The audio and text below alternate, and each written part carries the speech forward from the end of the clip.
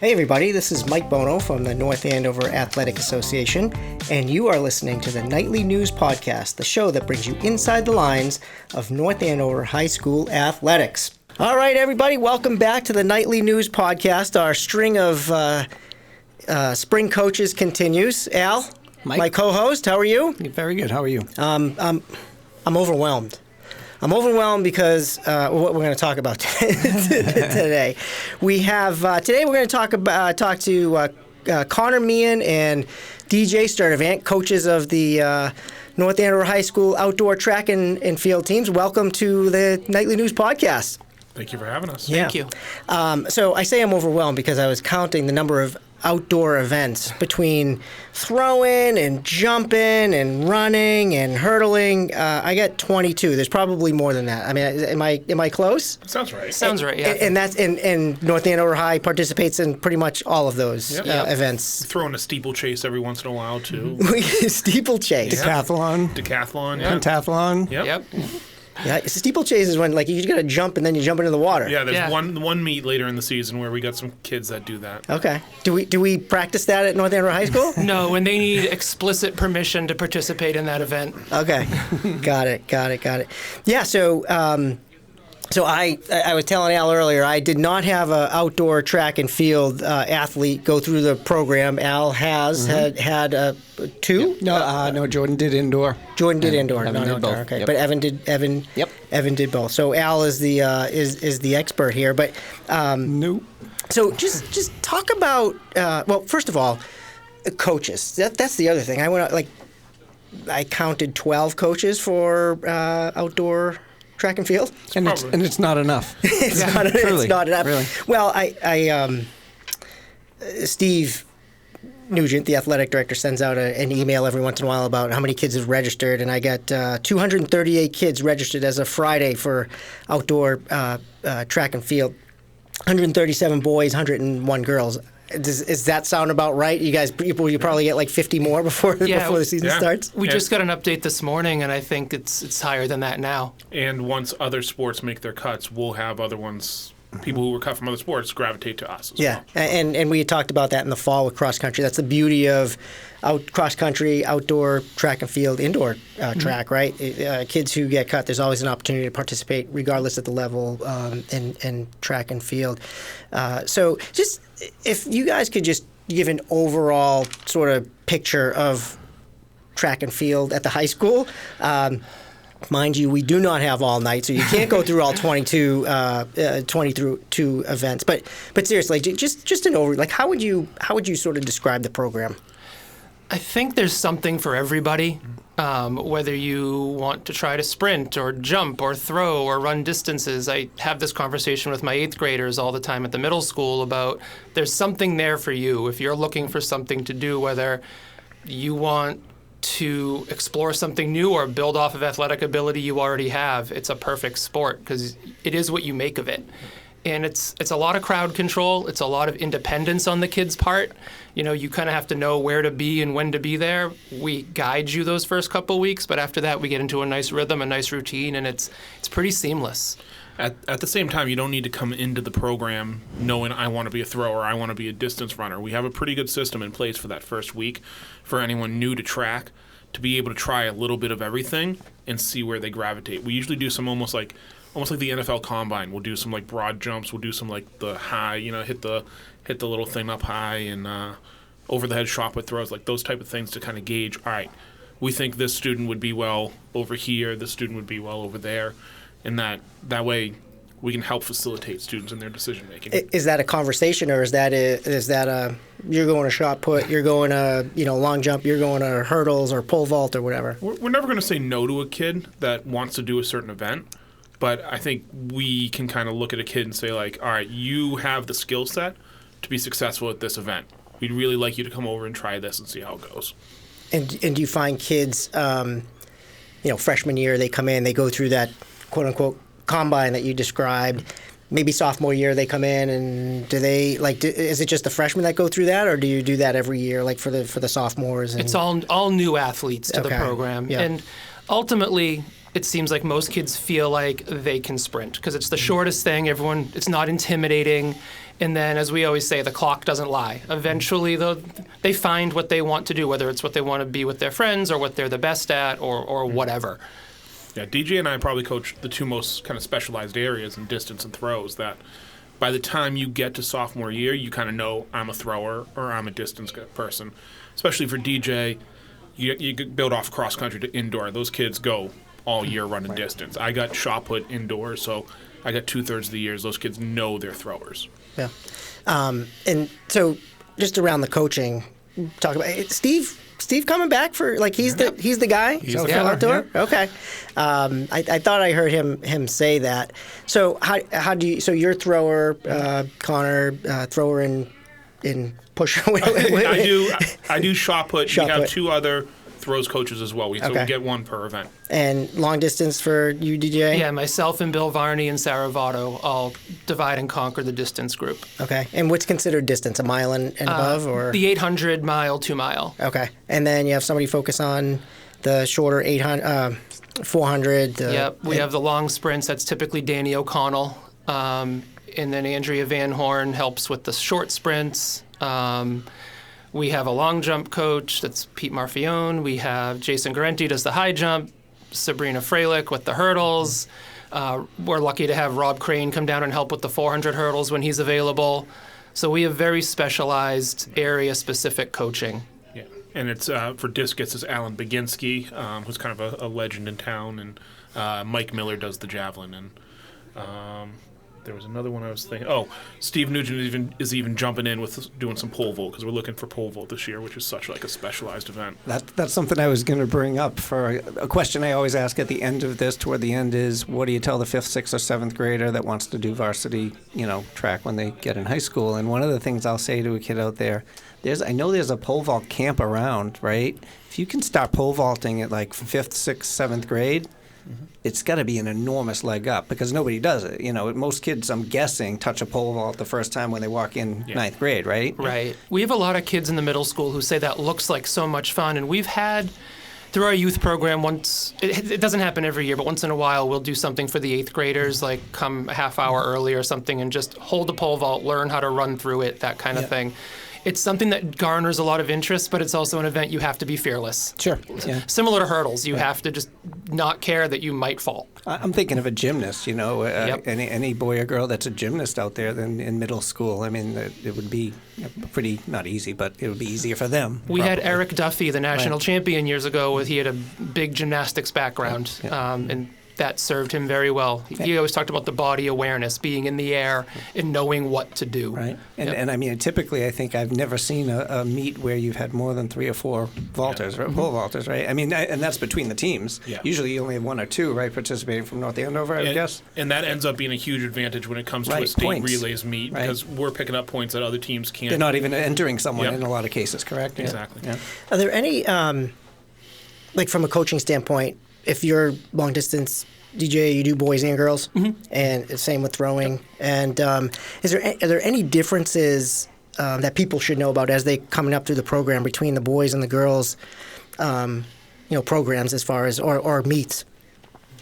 Not really. I mean, the hurdles are lower for the girls, like that kind of thing. But overall, we run the programs concurrently. Yeah. So it's basically It's the the same. same They're event. participating in Yeah. the same program, same events. Yeah. Yes. Yeah, and Rick Delica is the head girls coach. He'll have his little meeting. Steve Nugent will have his meeting with the guys. But after that, it's you go to your event and it's one big happy family. As cliche as that sounds.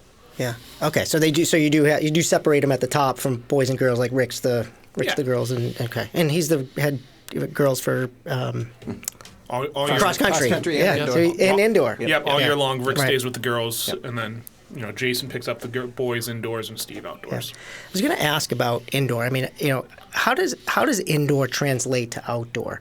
I'm looking at Ryan Conley, right? Indoor state champion a few weeks ago, also a state last year, 2 years in a row, right? And but how does the indoor event sort of translate to outdoor? I mean, obviously there are differences in the type of track that you're running on and stuff like that, but how would you describe that?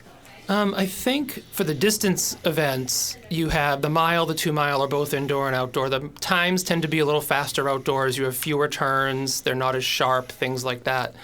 But when it comes to some of the shorter events, indoor you have the 55. Those kids tend to navigate to the 100-meter dash, and the 300 goes to either down to the 200 or up to the 400 outdoor. And we don't have a 400 hurdles indoor, thank God.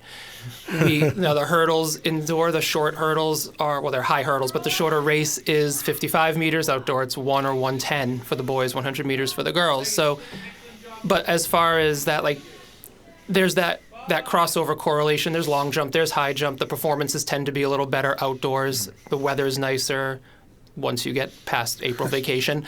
And I guess you're not so much working yourself into track shape. If you've done indoor and you're coming into outdoor, you've already got your steps, you've already got your base, and you're good to just start performing throws. For the throws, no, you definitely see a difference of the kids who do indoor to outdoor as opposed to just come out for outdoors. You've had 3 months to be working on it. A lot of my throwers prefer outdoor. One's just kind of like the vibe. You're outside and you're a little more relaxed as opposed to jammed in the gym with the whole program. We always joke that our throws areas are down in the baseball outfield, so we're like the island of misfit toys down there. Especially on meet day, we'll all go down there while all the action's up top. But a lot of the throws also like to focus on discus and javelin. In the indoor season, we only have the shot put, so you're doing one thing for 3 months is kind of repetitive. Sure. So bringing in the other two throws adds a little variety. But shot put does have some, especially with discus, but a little bit javelin, some basic fundamental body movements that carry over and help you get ready for those other events. One of the things that always was interesting to watch is like the precision that the kids need in certain events. I mean, every event takes some precision, but, watching the long jumpers, mapping out their steps, they know exactly how many steps they're taking from takeoff to, and, can you speak a little about that with the throwing? I'm guessing it's the same, like the steps and it's like a dance almost, right? Yeah. You're just repeating it. Yeah, especially when you look at javelin, that's got the long run up, so you kind of got to, it's been an advantage that we've hosted some really big meets these past few years, because we were kind of like the night before, you got the home field advantage, sure. Be able to map out where you're starting, what your steps are. But even shot put, Coach Baginski always jokes it's the shortest sprint on the field because you're doing that, 8-foot glide, and it's a lot of repetitive body movement, but you kind of got to just trust your body on meet day. You can't. I try not to over analyze on meet day because, all right, your body should know what to do. Right. Let's just go power fast and have fun with it. Yeah, for a comparison to the more typical sport, it's like a baseball pitcher's wind up. Mm-hmm. If you can repeat your motion, with that consistency, you're going to be successful. Mm-hmm. And I think it seems like it's like that with the jumps, especially and the throws. For somebody like myself, who's again hasn't had a child go through the program, can you just talk about how the season works as far as meets go? And as opposed to traditional, all right, we're in the MVC and we're playing Chelmsford, we're playing, Lawrence, we're playing Tewksbury. How does that work for track and field through the season? We have dual meets on Wednesdays, typically starting in our third week, and those are just with the MVC large, so Central Catholic, Lowell, Andover, Methuen, and Haverhill. Same schools every week? Once in a while. It's one of those each week. One of those. Because you said dual, and that's two. So, yes. During indoor, we do have dual meets, but we're all together. The whole league does come together, so It is a little confusing. And then somewhere late April, early May, we start having some of the invitationals, things you have to qualify for, be invited to. We go to Andover Boosters, which is almost like a mini all-state meet, high-level competition. The state relay meet is on a weekend. Obviously, our state championship, league championship, that kind of stuff. So once really you get into late April into May, you're looking at 2 meets a week for your varsity competitors. There's not so many weekend opportunities for the JV competitors, but we will have a practice for them, give them an opportunity to improve. But one of the things we love about outdoor versus indoor is when indoor, we got to go into Reggie for all our meets. You're limited and you're only to your varsity athletes. So the JV kids a lot of times are left at home. We have JV meets, but they're smaller, less frequent. So all these dual meets that DJ is talking about, we have varsity and JV. unlimited entries. So it really helps foster the team community there, that everybody's competing in the same meets until about halfway through, where it starts being like, all right, one of these people get to go to the invitationals or the state meets. Yeah.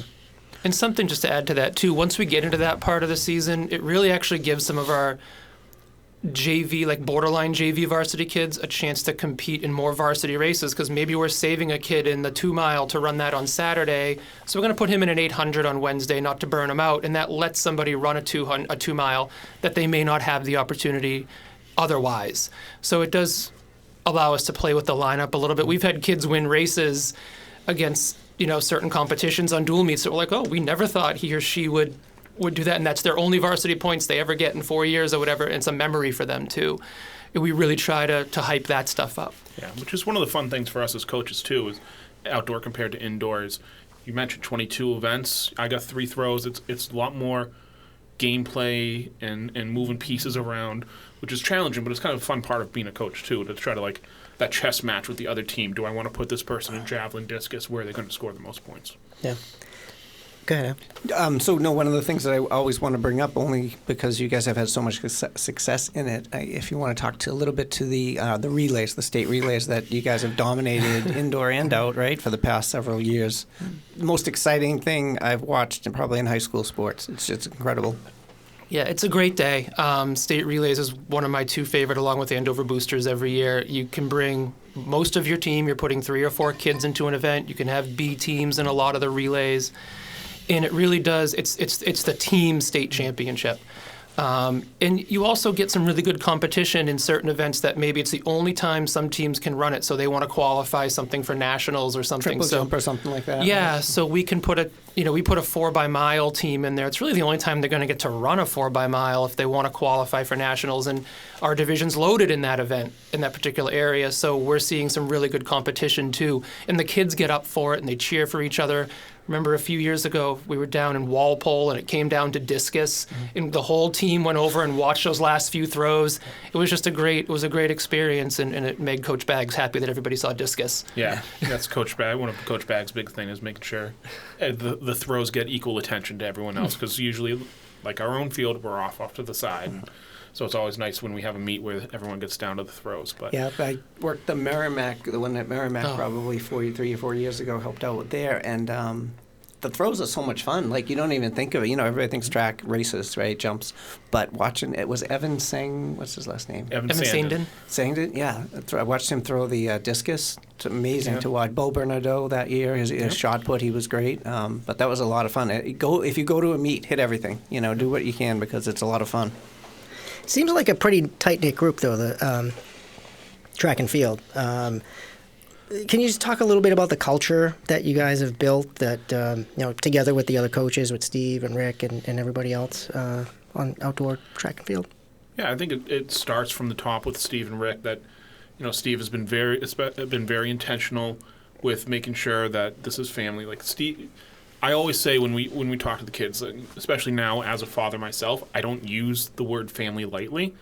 So when I say I want my throwers to be a family and to support each other, like, performance is one thing. The most important thing to me is that you're out there supporting each other and rooting for each other and helping, enjoying each other's success. So, that's always been the culture of the team. I think a lot of it, and DJ, you might be able to speak to this, but a lot of that for our program has stemmed back to Alex Farisi and the impact that has had, and that legacy has continued throughout our team. Yeah, Steve always mentions that on the anniversary of his passing, that was the turning point for the program, and it really brought everybody together. That was before I was coaching, but I actually had my niece was going to the school at the time, and she knew Alex, and I remember dropping her at St. Mike's and just seeing all the kids going in, and a lot of them had their track jackets on and things, and that, as someone who did track in North Andover in the 90s, and our entire program was smaller than just what we have in distance now. Wow. It was something to see then, and just to see how it's grown, and to see how our team comes together to run the youth program. I mean, people, I participate in that with Jason Gorenti and Steve and Bill Varney, and to see our team just run a meet for these kids around North Andover, 300-400 kids when you bring over kids from Andover and from Methuen and stuff, and it's run better than some high school meets are run. And everybody walks out of there happy and smiling, and that those opportunities to bring the entire program together. And one of the things I love about track is you have cross-country kids with soccer players and field hockey players and cheerleaders and football players and basketball players. It's a conglomerate of your whole school, and it really gives you a nice impression of what a North Andover High athlete is.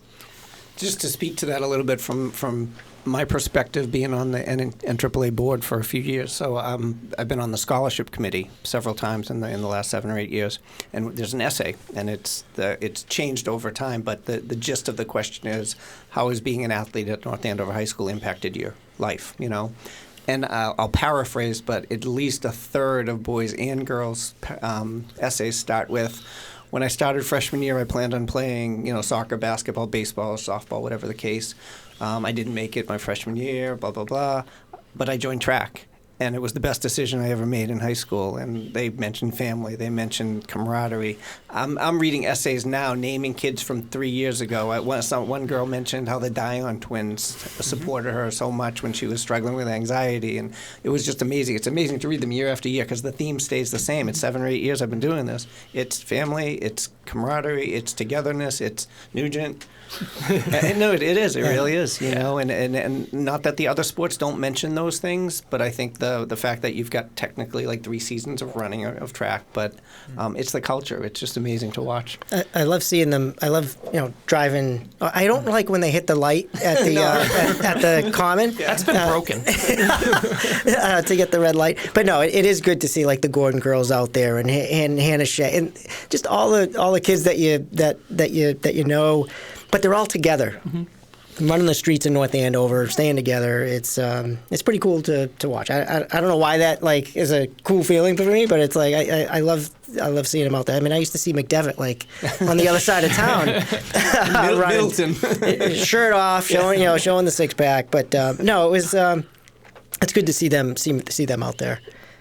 Were you going to say something? Yeah, I'm just going to say, 'cause actually you had mentioned Matt McDevitt. I was thinking of him when you were talking, Al, how they really take ownership of this program, too. I remember him saying, I don't want to be the captain whose team doesn't win state relays.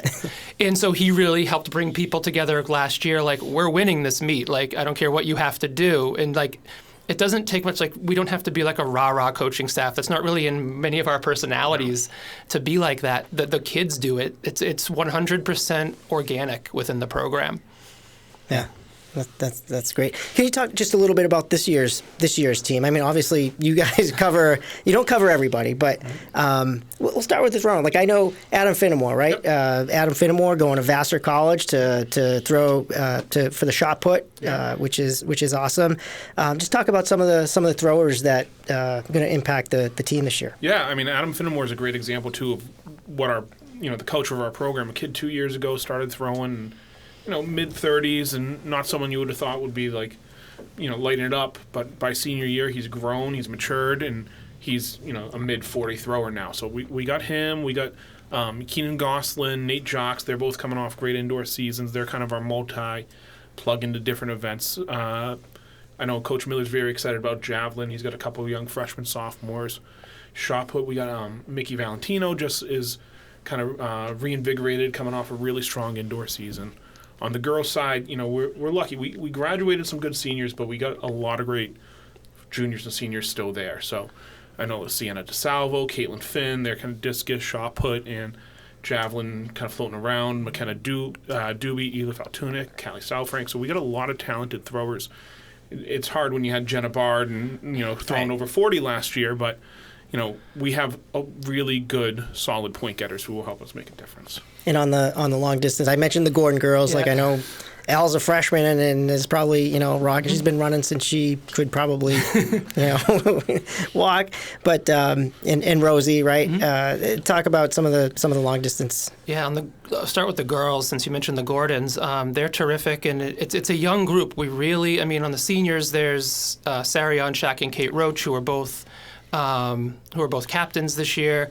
They're terrific leaders. We can plug them into a number of things. Sarah, last year, I think literally through JV heats and varsity heats, competed in every event on the track except for, I think, 400 hurdles. I think she just to give herself something to do, I guess. And then you have the junior class kids like Rosie Gordon. I'm gonna forget people, and girls, if you're Well, listening, there's I'm 230 so kids on sorry. your team, so you will. But the anchors of the girls' team are mostly freshmen and sophomores right now. Gabby Hardy is a junior, but then you have Maddie Wolf as a freshman, Carly Peterson a freshman, Callie Giles as a freshman. Those, they showed a lot of promise during cross country and indoor, to add to Luna Prochaskova, who medaled at the state meet, qualified for nationals in the 2-mile. Nicole Crone is a terrific 3-season runner. Hannah Shea has developed into an amazing runner just through sheer hard work. So that's a nice core group that we have to build around.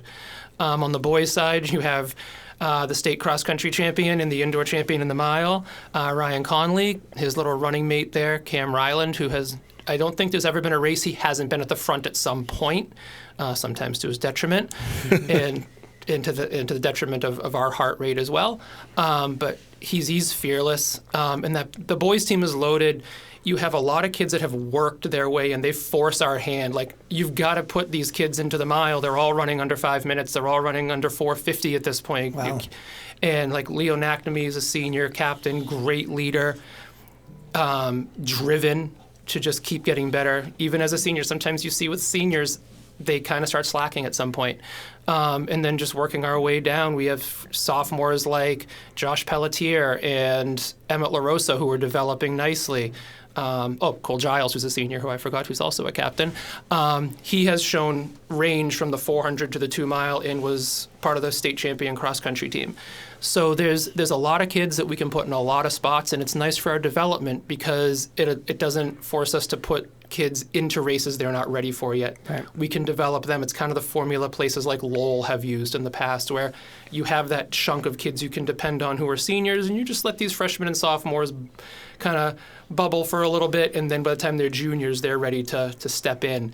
And hopefully we can have the kind of distance success that program's had, because they're the gold standard. Lowell, Central, Andover, you guys, right? That's really the meat of it. Chelmsford's coming up. Bill Ricker too. Yeah. Luckily, we don't see them in dual meets. We only see them at the MVC Championship. Yeah. And I know, and what I'm noticing too is, like you mentioned, Cam Ryland, and I know, like Megan Rossi runs the shorter distance with Olivia Zawicki, and soccer players who play another sport, but they're still able to run fast like the wind, and they run fast like the wind when they're on the soccer field. But it's good to see. It's good to see that them participating in different activities. Yeah, Wyatt Sanchez, who's a soccer player. Wyatt Sanchez, there's another one. He said to me last year, and it was fun, like, yes, he gets it. He said, I didn't think I'd like track. I only did it because the rest of the soccer team does it. And now I wish I started doing it earlier. I wish I started doing it in middle school. And that's a message I sometimes repeat at school, again, to the 7th graders and 8th graders, like, hey, sign up for this program. And they all roll their eyes. And I tell them, yeah, you're rolling your eyes now. And half these 200-something kids are rolling their eyes in here when they were coming through, and they're all out there now. It does translate. Soccer is a great sport that translates well to track if you don't have something else to do. Yeah. Cool. Well, be careful how much recruiting you do, because Coach Flan, Coach Pino, Coach Zella, they're going to be after you if you're recruiting them at 6th, 7th, and 8th grade. And then the other thing I wanted to mention is there are a lot of kids that actually move on and go and run in college. Just last year we got Owen Phelan's at Conn College, although I'm not quite sure where he gets his speed from. It's definitely not from the dad. Rona McGarry at UMass, and on the girls' side, Ashley Callahan, I think, is ripping it up at Johns Hopkins. Lucy DiPolito, I didn't even know she's at Southern Maine, right? And Layla is at URI, and Brennan O'Brien also at Conn College. By the way, you guys have an awesome website. Like, you go to North Andover High School athletic page on the school site, click on team page, and you guys, who created that thing? Who's responsible for that? That's Alan Baginski. Yep. He's been curating that, and he's a great tech guy. He works with the cam here too, doing all the play-by-play of the basketball. So he's a great resource, not just for his discus knowledge, but everything he brings to the team. I mean, that's phenomenal. Like, it helps with the research and figuring out. It has all the records and how the teams did year to year. So, well, kudos to. Yeah. So we'll shout out Bill Varney too. He's the one that curates that top 10 list, and every big meet he'll be sending us who's broken into the top 10 list. So it's fun for us as coaches just to track like who's jumping in and who's getting bumped off. Yeah. Nice. And he posts that for the kids too on the wall of the gym or outside the sheds. Like they're constantly checking, like, what do I have to do to get on that list? It's nice to see. So, last question. We get, let's say we get 12 inches of snow. Next Monday, you guys are supposed to start spring sports outside. Like, what happens? Well, distance goes and runs anyway. They run year round outside. That is what it is. Okay. For throws, we'll Snowballs? not quite heavy enough. Easy to see where a shot put lands in the snow. Yeah, it is. But we'll see. The benefit of shot put, at least, is that we do it indoors. So we Okay. already have Right. the setup. Yeah. Javelin and discus have to get more creative. And Coach Baginski has plenty of knowledge. He usually likes throwing into the curtain. And then we have the turbo jabs that Coach Miller can bust out if he needs to. We've done it up in the hallway where the locker rooms are, or out in the main street, anywhere we can get a good run up, he'll find. And then otherwise, we'll just try to best fit 200. What was the number? 230? 230 something. 230 kids in the gym for an Today. hour. It's 15. Yeah, it's probably 300 by now. Until March 27th. Yeah. Well, guys, I want to thank you for coming in, just providing some insight into the program. Obviously, for people who aren't as familiar, those freshmen that are going to be freshman parents, freshman kids that are coming up, and even the kids in 8th grade, as they look forward to next year, provide some insight into what to expect. So, appreciate you coming in, Al. Thank you as always. Until next time, thanks everybody for listening.